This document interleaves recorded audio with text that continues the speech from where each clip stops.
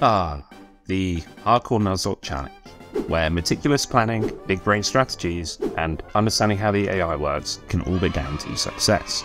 Well, what if we threw an element of chaos into this by making each turn a game of chance? How are we going to do this, I hear you ask?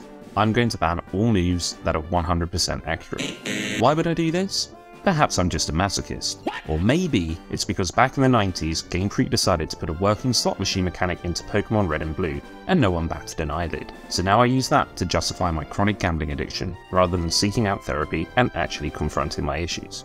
You kids of today would never understand. Oh, yeah, right. Still, Fire Red and Leaf Green are notoriously easy games. Oh, for sure. So let's try and inject some jeopardy by ensuring at any point one of my Pokemon's moves could miss, bringing the whole Nuzlocke down with it. This means that setup moves are also banned, because they never fail. Other rules... Start the game already! Right, you probably already know what they are, so here's a quick reminder, they're in the video description. I'm Redvog, let's just do this. So, back to Kanto. You know how this bit goes. Oh here we go again. I start off, I name my rival, pick up my boy Bulbasaur, and prove it against rival by spamming 95% accurate tackles. Now it's time for a ton of early game encounters, so I'm going to keep this brief. Pay attention, as there'll be a test at the end. Route 1 encounter is Rattata, 22 is Mankey, 2 is Pidgey, and in the forest I actually get the 5% Pikachu encounter, and with that I arrive at Peach City without any incidents.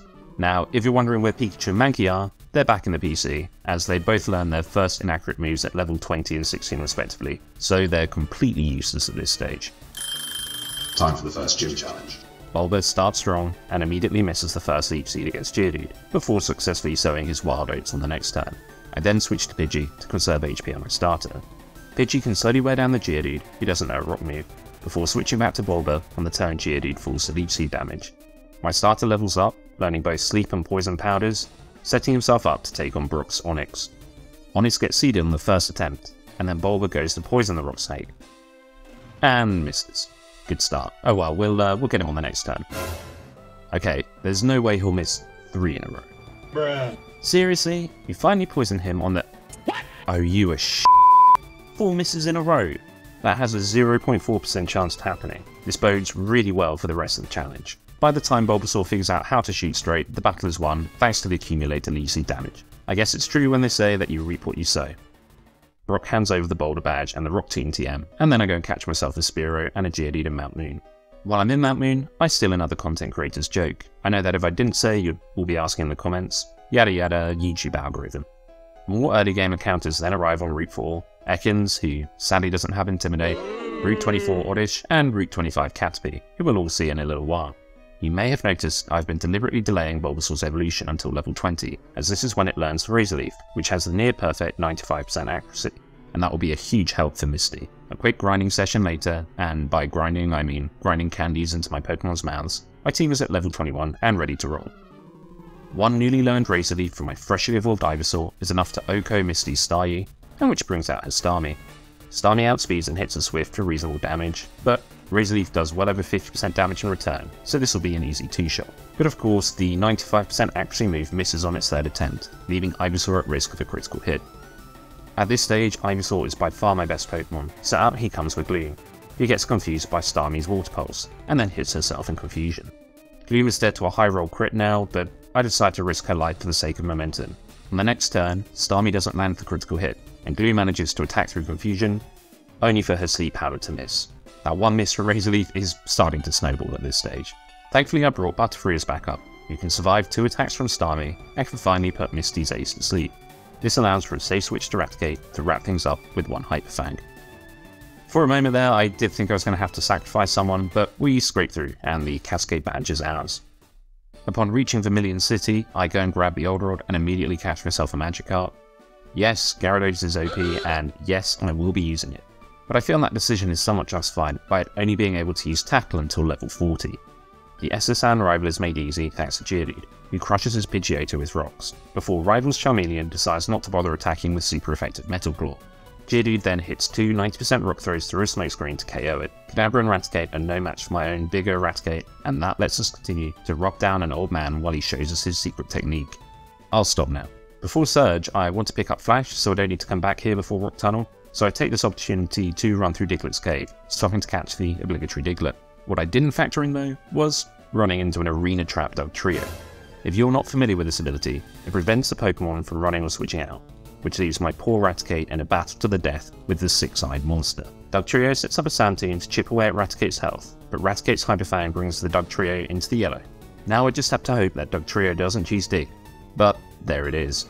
Well, this is looking bad. But wait, Raticate survives. Will Hyper Fang do enough to kill Dugtrio? It doesn't, and Raticate is laid to rest in a tomb of sand. Any loss to a wild Pokemon in a Nuzlocke is plain careless, but losing Raticate, whose stab Hyper Beams were melting most opposing Pokemon, is a real blow. Lesson learned, always lead with a flying type in Diglett's cave, as they're not affected by Arena Trap. Now, I'm gonna level with you. The next portion of the run is pretty uneventful, so let's just blast through the major highlights, and then we can get back to the good stuff in a few moments. Surge has no answer to a ground type Pokemon, and so raises the white flag at the first contact with my Geodude. I grab a Machop in Rock Tunnel, and then an Intimidate Growlithe on Route 7, after running from a Flash Fire version on Route 8, but their movesets both suck under my rules, so into the box they go. In Celadon City, Giovanni is crushed by a combination of Ivysaur and Graveler, and then I stop off to pick up HMO2 Fly, which Game Freak conveniently gives to you right before Erica's Grass Gym. My two birds combine to shred Erica's team in seconds flat. And here's my usual shout out to the creepy guy outside the gym. Don't be like this guy. I rescue Mr. Fuji, nab the Poke Flute, and pick up the Garcia encounter in Pokemon Tower, even though the only inaccurate level up move it learns is Hypnosis. Using my Haunter, I can catch the sleepy Snorlax on Route 12, and look forward to him eventually getting to level 49, when he learns Rollout. Although he does have the Thick Fat ability, so he could come in useful for Lorelei if we make it that far. I go through the Safari Zone to pick up Surf and the Gold Teeth for strength, and pick up a Dodua on the way. Her evolved form, Dodrio, is an update on my two existing birds, so she subs in and renegates Fearow and Pidgeot to the PC. And now that we've skipped over all that in about as much time as Scarlet and Violet devs were allowed to spend creating overworld textures, we can get back to the challenging parts. So strap yourselves in, because this is going to be the longest Koga battle that you have ever seen. Normally any special attacker with average speed and the ability to learn Psychic by TM will sweep Koga's Toxic, Schooling and Self-Destructing team without taking any damage. But my issue here is that there are no inaccurate damage-dealing Psychic moves in Gen 3 other than Psycho Boost, which can only be learned by Deoxys. Okay, what about ground-type moves, I hear you say? Well, of the 5 accurate ground moves available in Gen 3, 3 are learned solely by the Cubone line. One is Mudshot, which can't be learned by any of my encounters, and the other is Sandteam, which has a pitiful base damage of 35. My Dugtrio does indeed know Sandteam, but it also has the structural integrity of a soggy digestive biscuit after a dunk in a cup of tea, so there's no way she could stand up to a couple of sludges from Koga's muck. Oh yeah, and his coughings and wheezings all have the Levitate ability. Further complicating things, Koga's team is all defensively bulky. Coughing and Wheezing have high base defense stats, and Muck learns Acid Armor, which boosts defense by 2 stages. Therefore, I would ideally want to use special moves to bring him down. But the only 2 inaccurate special moves available to me are the not very effective Razor Leaf from Venusaur and Hydro Pump on Gyarados, which is 80% accurate and has just 5 power points. So all I can do is to try and brute force my way through the fight before Koga can wear me down with poison. With a lot of switching, I'm able to KO his first coughing after Koga burns 1 Hyper Potion on it, but this is at the expense of Gyarados getting poisoned, and I also get a lucky Toxic Miss on Dodrio. Koga brings out his Muck next, who immediately sets up a Minimize, but thankfully Haunter can put him to sleep at the first attempt. I want to try and KO Muck using Hydro Pump, which appears to be a 3-hit KO, but although Gyarados hits his first attack, the next 2 miss, and Muck wakes up, hitting Gyaro for big damage with the Sludge.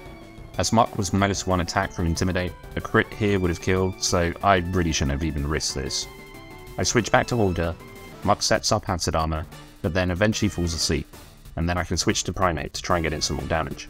However, Primate's damage output is just pitiful, and she soon gets hit by Toxic, necessitating a switch back to Haunter to try and reset the fight. Dodrio fares better in terms of damage, but Koga heals when Muck gets in the red, and with Haunter at low health, I need to switch into my other dual poison type Venusaur. You can also spam status moves. Thanks to those minimizers from earlier, Venusaur misses 3 sleep powders, while Muck continues to increase its evasiveness. But my starter finally pulls through, hitting his 4th sleep powder attempt. It then strikes me that, seeing as I can't deal much damage to Mug, I need to try and deal indirect damage to him. Obviously he can't be poisoned, but Venusaur's Leech Seed was essential to wearing down Brock, so I'm not sure why I didn't think to use it sooner here. Miraculously, it hits first time, and now Muck is in deep trouble. The Leech Seed damage eventually wears down the goo monster, and it is clear that this is my path to victory from here on in. Coughing falls in the same way as Muck, with the added benefit of healing up my Haunter in case she's needed for Koga's ace, Wheezing. I make sure to have Venusaur out on the turn that Coughing falls, and Venusaur thankfully hits the Leech Seed first time, before taking huge damage from Sludge, although a crit here would have seen him survive on 1 HP. I can now cycle through the remainder of my healthy team members, before switching to Graveler. Graveler can seal the deal with a Rock Blast, and after a full nearly 20 minutes of IRL time, Koga is beaten, and I am the proud, if somewhat exhausted owner of the Soul Badge. I'm trying to think what a 9-year-old Redvog, playing Pokemon for the first time, would think, if he were to have known that one day in around 20 years time, he'd be taking 20 minutes to beat Koga, because of some self-imposed rule set. I imagine that he would have said that you should all like this video and subscribe to the channel, as a mark of respect.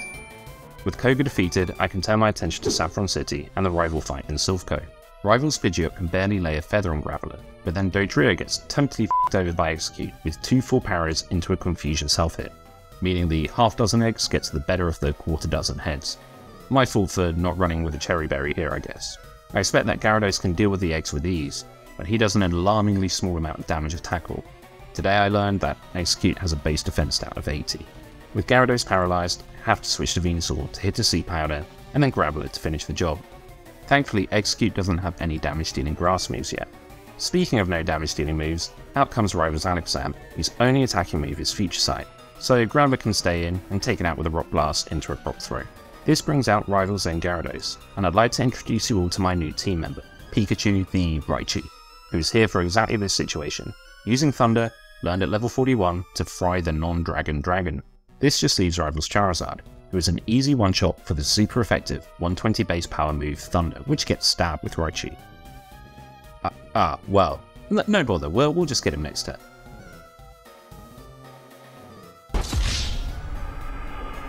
Oh crap. Witness the power of Blaze, Charizard's ability that boosts fire moves by 50% when the user's HP is below a third.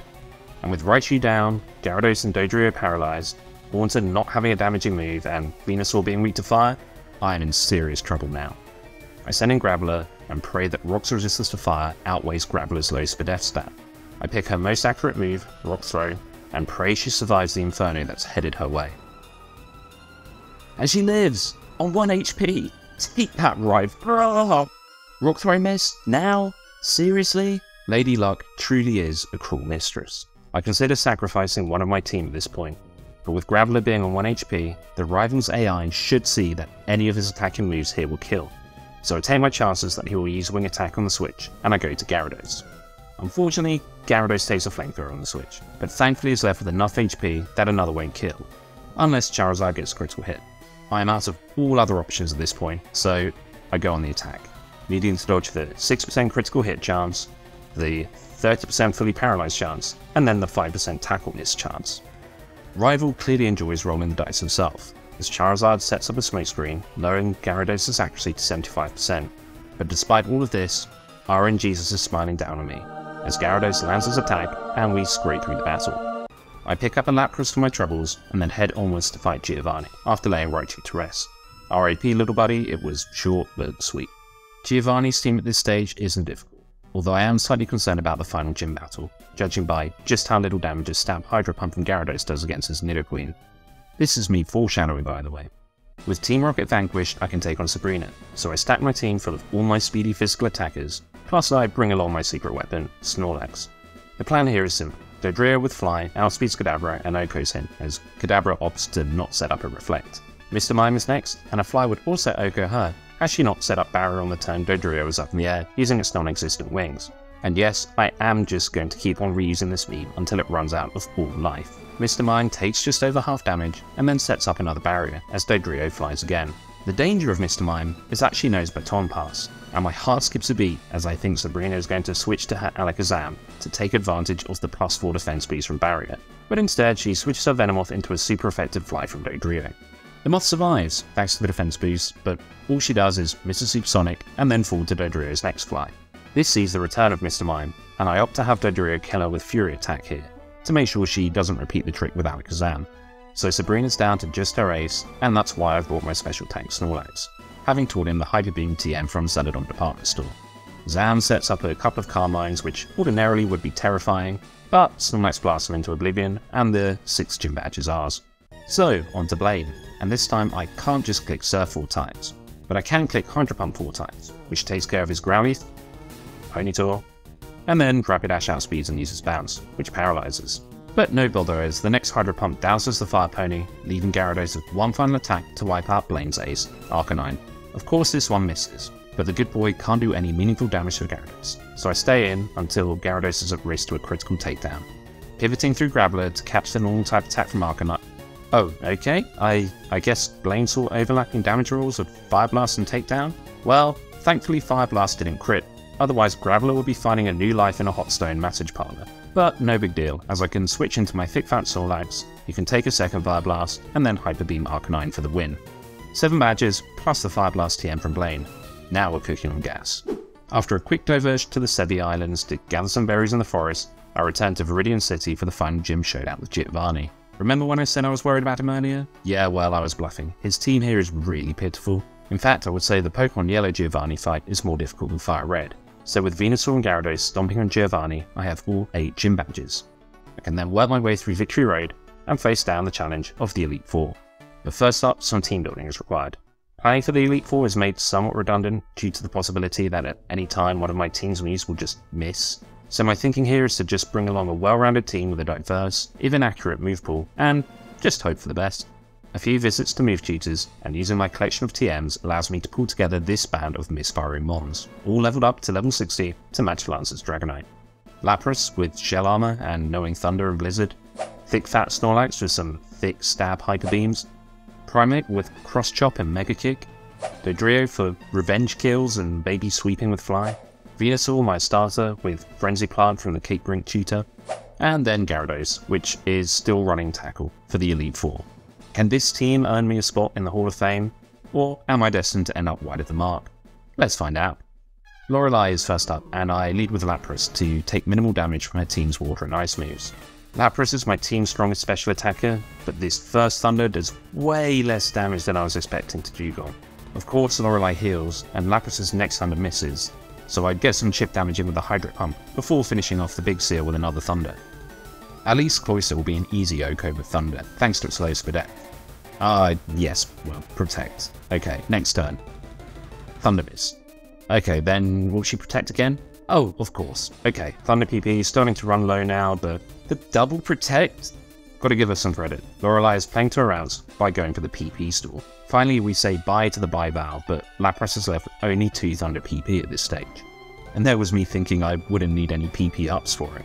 Slowbro is out next, and Lapras misses yet another Thunder and gets hit by a retaliatory yawn, so I'm forced into a switch, allowing Slowbro to set up an Amnesia for free. With this 2-stage special defense boost in play, it definitely makes sense to go for a physical attacker, so in comes Gyarados, who can do huge damage with a Hyper Beam. However, Lorelei keeps up her track record of outplaying me with another yawn, which means Gyara falls asleep as I can't switch out on the recharge turn. With Slowbro on low health, I switch back to Lapras and can finish it with a Hydro Pump, which brings out Jinx. This is a super safe switch to my thick fat Snorlax. He does get hit by a Tract and then put to sleep, but can eventually land a super effective Rock Slide to crush Jinx in an OHKO. This brings out Lorelei's most dangerous Pokemon, her own Lapras, which fires off a Surf into Lax, who tanks it and hits back with another Rock Slide for about 50%, triggering Lapras' Citrus Berry. I get cocky here and go for the rollout finish for style points, forgetting that Lapras is Confuse Ray, although the big boy hits through on the first turn for a very welcome critical hit. One more turn of rollout will kill here, but unfortunately Lapras is in healing range, and Lorelei uses the full restore, while Snorlax hits itself for confusion, resetting the rollout counter. Thanks to Leftover's recovery, I'm confident that I can go for the rollout play again, but after a body slam from Lapras paralyzes Snorlax, and another confusion self-hit happens, I decide to switch into Gyarados. The idea here is to get an Intimidate off and hopefully force Lapras into resorting to special attacks for the rest of the fight. Having a Pokemon with such high attack always seems to bait a Confuse Ray from the AI, and so I switch back to my own Lapras, having prepared by giving him a Person Berry. Despite the level advantage in my favour, my Lapras is outsped, but can tank a -1 body slam before his final Thunder connects, leaving his counterpart in the red and getting the 30% paralysis. This allows me to finish in style, and Lorelei's Loch Ness Monster is sent to Davy Jones's locker. Phew, that was exhausting. Good thing it's Bruno up next. Venusaur can pretty much solo his entire team with Sleep Powder, Leech Seed, and Leftovers Recovery, although I am forced into a couple of switches to remove the annoying speed drop from Hitmonchan's Rock Tombs. On the flip side, it's quite amusing to see his Hitmonlee miss a Mega Kick. That will teach him for using inaccurate moves. Agatha is the Kanto Elite Four's annoying stall strat trainer, and so in some ways, for a team with moves which are never guaranteed to hit, that makes her the most dangerous. Despite being the Ghost type trainer, her team members are all poison types, which gives me the same issue as with Koga. I have no means to hit most of her Pokemon for super effective damage. As Agatha's lead Gengar knows Toxic, I decide to lead Venusaur, and luckily land a Leech Seed, and then Sleep Powder at the first try, despite Gengar setting up 2 double teams. With Venusaur walling Gengar and slowly chipping away at her HP, Agatha resorts to a switch into Golbat, so I switch to Gyarados to get off and Intimidate. I then switch to Lapras so he can hit Golbat with either Thunder or Blizzard, but of course he misses, gets confused, and then hits himself in confusion. I decide to respect the confusion and switch back to Gyara for another Intimidate, but also because Gyarados is holding a Person Berry, so it can absorb the incoming Confuse Ray and nail Golbat with a couple of Hydro Pumps for the knockout. This brings back Agatha's opening Gengar, and I am super worried about getting hit with Toxic. So I switch back to Venusaur, who can again play Agatha at her own stalled game. Oh yeah, and shout out to Past Me for reading the heal here and landing a Sleep Powder on the full restore turn. Haunter knows Dream Eater, so I switch to Snorlax, who gets hypnotized into believing he's an egg, according to my overlay software. Haunter then casts a curse on Lax, and continues his ghoulish antics by converting my Dodrio into a missing no when I switch to avoid the curse damage. Thankfully, one fly from Dodrio sends Haunter packing to end this spooky nightmare. Arbok enters the fray, and I switch in Gyarados to take advantage of Intimidate against a physical attacker, and he gets hit by a Sludge Bomb that poisons. A critical hit into the poison damage probably would have killed here, so I should consider myself lucky. But speaking of critical hits, my Lapras has the Shell Armor ability, so he's the natural switch in this situation. Arbok fires off another Sludge Bomb on the switch, which gets a 30% poison chance again, bringing Lapras into orange health. As Lapras can withstand another Sludge Bomb and poison damage tick, I go on the attack, and I really need this Hydro Pump to hit, and it does, to leave Arbok on around a third of its health. But now Lapras can't take another hit, so in comes Primeape, and somehow this Arbok Sludge Bomb poisons my Monkey, which is now the third successive switch this 30% chance has happened on. With most of my team now some combination of asleep, poisoned, on low health, or just straight up dead to a Sludge Bomb crit, I am left with little option but to go on the attack with Primeape, who is my most expendable team member. I'm not sure that a cross chop will kill from here, so I roll the dice with a 75% accurate Mega Kick, which connects, and Primeape lives to fight another day. This just leaves Agatha with her ace, Gengar 2.0, which Snorlax can chip with a Rock Slide before Venusaur is put to sleep, then gets a first turn wake up to avoid nightmare damage, and hits back with his own Sleep Powder and Leech Seed, and then switch to Dodrio when Gengar's health reaches 50% so that her Citrus Berry keeps her out of range of Agatha using a full restore, and Dodrio can finish his fight with a Fly. So we make it to Lance, and I've been holding back my Toxic TM in case some of my team don't make it this far. But now I'm here, I teach it to Snorlax, as well as Hyper Beam and Rock Team to Primeape, just in case they're needed. Lance leads with Gyarados, and this is of course a simple Oko for Lapras with Thunder, although Lance does help us out by only going for Dragon Rage and not Hyper Beam for some reason. This fakes out Aerodactyl, who can hit Lapras with a super effective Stab Ancient Power, and although a Hydro Pump would kill Lance's Fossil, I want to preserve HP on Lapras for Lance's True Dragons, so in comes Snorlax. Thankfully Aerodactyl doesn't get an Omni Boost from Ancient Power, and Snorlax can hit it back for over 50% with a super effective Rock Slide. Thanks to Gen 1's Rock types being mostly dual ground type, I always have to remind myself that Rock does not resist Rock, and Aerodactyl falls in 2 turns. Then Lance opts to send out his Ace Dragonite, and it's tempting to just click Rock Slide and hope for the best, but a non-crit Hyper Beam from Dragonite probably kills Lax here, so I decide a sacrifice is needed, and in comes Primeape. But of course his Dragonite loves setting up Safeguard, so this was a completely free turn. Still, I decide it's time for Primeape to hit the canvas, so I reluctantly tell her to use Rock Tomb to lower Dragonite's speed, knowing that a wing attack from the pseudo-legendary dragon will kill her. Or maybe not. Somehow she survives on 13 HP. Can't face sacrificing Primeape after she survived that hit against all the odds, so in comes Lapras, who can moderately tank a wing attack before obliterating Dragonite with a 4 times effective Blizzard. I really wish I could be using Ice Cream instead. Okay, so the second one hits, and now Lance just has his 2 Teenage Dragons remaining. His first just hits a Thunder Wave, and Lapras gets immediately fully paralyzed. But as he was already slower than Dragonair, this really means we get some free Leftovers recovery in. Next turn, Dragonair sets up another Safeguard, and this allows Lapras to nail him with another Blizzard, and we're down to a 6v1. Like all the other Pokemon Lancers team, this final Dragonair knows Hyper Beam, which would do massive damage from this position, but he opts for Dragon Rage. He's not punished though, as Lapras just misses another Blizzard. There may be something in the Gen 3 AI that deprioritizes the computer player from selecting recharge moves, and I decide to switch around a bit to see if Lance ever uses Hyper Beam, but he never does. And so finally Gyarados ends this bizarre battle with a Hyper Beam of his own. But only after missing one first, naturally. So once again, all that stands between me and eternal glory is my rival. Time to see if my team of imprecise Pokemon can make it to the Hall of Fame. Rival leads Pidgeot, and so Snorlax with Rock Slide is a prime candidate to clip his wings. But Rival is wise to my plans, using Feather Dance to sharply lower Snorlax's attack, meaning Rock Slide only deals about 25% damage. I pivot through Gyarados and then Lapras to ensure Pidgeot doesn't Feather Dance on the turn I switch back to Snorlax, but as he's faster, my rival's Pidgeot just lowers Snorlax's attack again during the next turn anyway. I don't want to lose too much battle tempo by trying to reset the stat drops again, so I hard switch to Lapras, who takes about 25% damage from 2 of Pidgeot's Aerial Aces, before the big bird is KO'd by a Blizzard in return. Rival then sees the super effective Rock Tomb in his Rhydon's moveset, and so sends it out, but Lapras is faster, and thankfully doesn't miss a Hydro Pump, which lands an easy 4x super effective kill. Executor comes out next and can hit a powerful Giga Drain, but Lapras has got his contact lenses in today, and hits another Blizzard which also crits, although I'm not sure this mattered. But it leaves me 3 up against the champion, and now the momentum is really with us. Alakazam is Rival's next offering, and here I decide to switch to my special tank Snorlax's in order.